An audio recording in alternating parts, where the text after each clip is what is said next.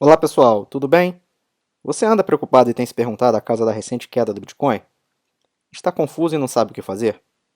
Calma, no vídeo de hoje nós vamos discutir e tentar entender o que está acontecendo, a relação do Bitcoin com a Bolsa de Valores e com o Fed, o Banco Central Americano, e o que esperar daqui para frente.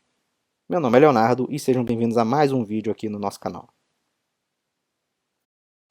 Vamos iniciar essa análise dando uma olhada aqui no site coinmarketcap.com.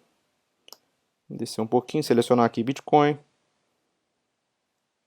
selecionar a escala de tempo de um mês, onde podemos ver aqui que o Bitcoin já vinha numa tendência de queda desde o dia 10 de novembro e que alguma coisa aconteceu aqui por volta do dia 3 de dezembro, onde o preço caiu drasticamente de 57 mil dólares para 47 mil dólares.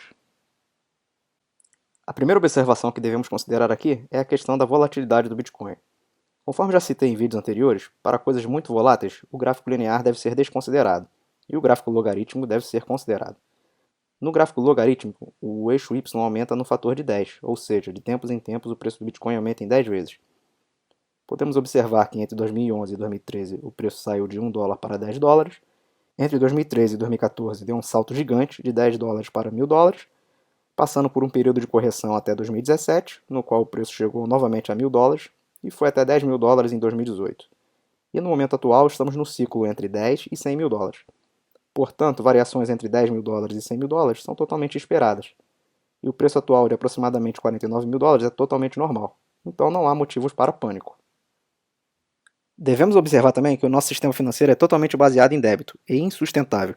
Os bancos são praticamente livres para imprimir dinheiro criado do nada para a concessão de empréstimos. Com isso, a dívida pública e a privada só aumentam com o tempo e a oferta monetária se expande. Ou seja, a quantidade de dinheiro em circulação é sempre crescente. Isso faz com que a população em geral perca seu poder de compra com o passar do tempo. Portanto, temos um sistema inflacionário onde bens, como ações e imóveis, se valorizam absurdamente, mas aqueles que estão longe da impressora do dinheiro sofrem as consequências da inflação e perdem o poder de compra com o tempo. O preço do aluguel, por exemplo, gás, energia, etc., sobem com o tempo. Esse sistema beneficia principalmente os bancos, e aqueles que, de alguma maneira, são os primeiros a colocarem as mãos no dinheiro criado do nada pelos bancos. Os bancos ganham cobrando juros em cima do dinheiro criado do nada, e esse dinheiro criado do nada cria bolhas, principalmente no mercado imobiliário e de ações. Esse sistema foi criado ao longo de vários anos e vários episódios. Um dos marcos dessa história foi o fim do padrão ouro em 1971. A partir de então, o Fed ficou totalmente livre para orquestrar a expansão da oferta monetária, ou seja, ficou praticamente livre para imprimir dinheiro. Essa expansão da oferta monetária, a princípio, dá uma falsa impressão de que a economia vai bem, pois estimula o consumo e aumenta o PIB. Porém, a dívida pública e privada também aumentam, e um dia a conta precisa ser paga. Todo esse mecanismo de injeção de dinheiro nos mercados é controlado através das taxas de juros. Quando as taxas de juros caem, mais dinheiro entra na economia. Quando as taxas de juros aumentam, a quantidade de dinheiro em circulação diminui. Portanto, a princípio, quando o Fed diminui as taxas de juros, a economia é estimulada. Mas com o tempo, a inflação começa a bater, e as taxas de juros precisam ser elevadas novamente. O sistema também utiliza um sistema de reserva fracionária, que também faz com que a oferta monetária aumente com o tempo. O sistema de reserva fracionária dá aos bancos o direito de emprestar parte de seu dinheiro depositado para outras pessoas sem a sua autorização. Um dia, se todos resolverem sacar seus saldos ao mesmo tempo, o banco quebra. Como o dólar é a reserva mundial, ou seja, praticamente todos os países do mundo utilizam a moeda americana em suas transações internacionais, o Fed é a instituição mais poderosa do mundo. Imagine se você fosse a única pessoa no mundo autorizada a emitir moeda que todos usam como meio de troca para bens e serviços, sem a necessidade de nenhum lastro. Você concorda que você teria poderes e dinheiro ilimitados, praticamente sem precisar trabalhar? Pois é assim que as coisas funcionam, e o Fed e os Estados Unidos tiram proveito dessa situação. Vamos dar uma olhada no site Trading Economics, começando pelo débito do governo americano. Podemos observar aqui que esse débito começa a crescer em meados da década de 70, logo após o fim do padrão ouro, e hoje encontra-se totalmente sem controle, com um crescimento exponencial, chegando agora na casa dos 30 trilhões de dólares. Considerando que a população dos Estados Unidos é de aproximadamente 330 milhões de pessoas, isso dá uma dívida de mais ou menos 90 mil dólares por pessoa, isso incluindo crianças e idosos. Se considerarmos apenas as pessoas pagadoras de impostos, a dívida é de aproximadamente 230 mil dólares por pessoa.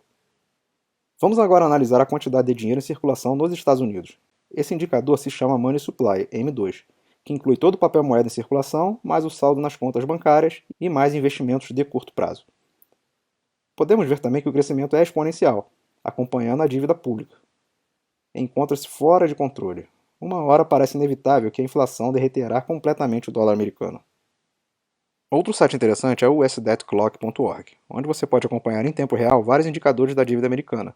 Podemos ver aqui que estamos chegando na casa de 30 trilhões, conforme mencionado anteriormente.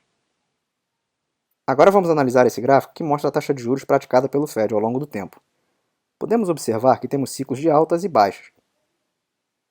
Quando a economia encontra-se muito aquecida e a inflação começa a aumentar, o Fed aumenta a taxa de juros como se fosse um freio para o consumo e a inflação.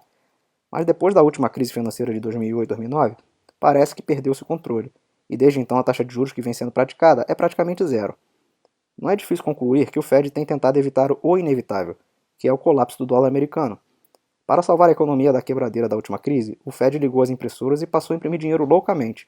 Isso inflou ainda mais a bolha no mercado de ações e também em outros setores. Podemos ver que por volta de 2018 e 2019, o Fed tentou iniciar uma alta na taxa de juros, mas durou pouco tempo. O Fed logo teve que recuar ao perceber que a economia não suportaria essa alta de juros e provavelmente entraria em recessão.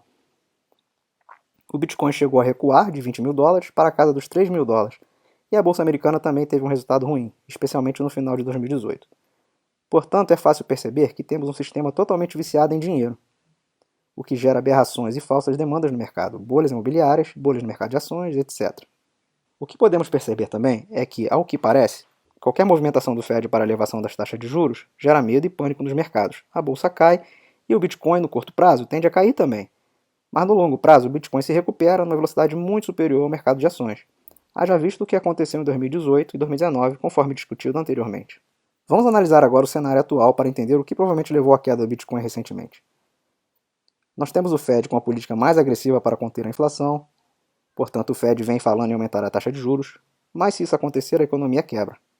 Aqui nós temos uma notícia do The Wall Street Journal, do dia 30 de novembro, e como podemos ver, Jay Powell, presidente do Fed, vem preparando terreno para acabar com os estímulos na economia, de maneira a combater a inflação, que vem piorando muito nos últimos meses. Ou seja, o Fed está sinalizando para o mercado que a taxa de juros aumentará. Isso provavelmente deixou os mercados agitados e possivelmente pode ter gerado a queda brusca do Bitcoin no dia 3 e 4 de dezembro. Lembrando que o Bitcoin já vinha numa leve tendência de queda e que possivelmente já era uma correção de mercado.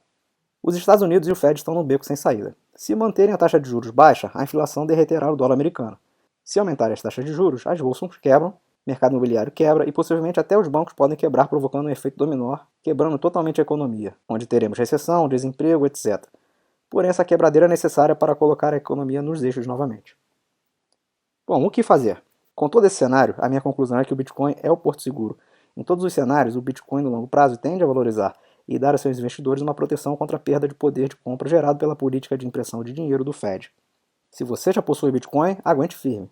Se ainda não possui, pode ser uma boa hora para entrar. Mas lembrando que o Bitcoin ainda pode cair mais, mas possivelmente pode chegar a 100 mil dólares ainda em 2022.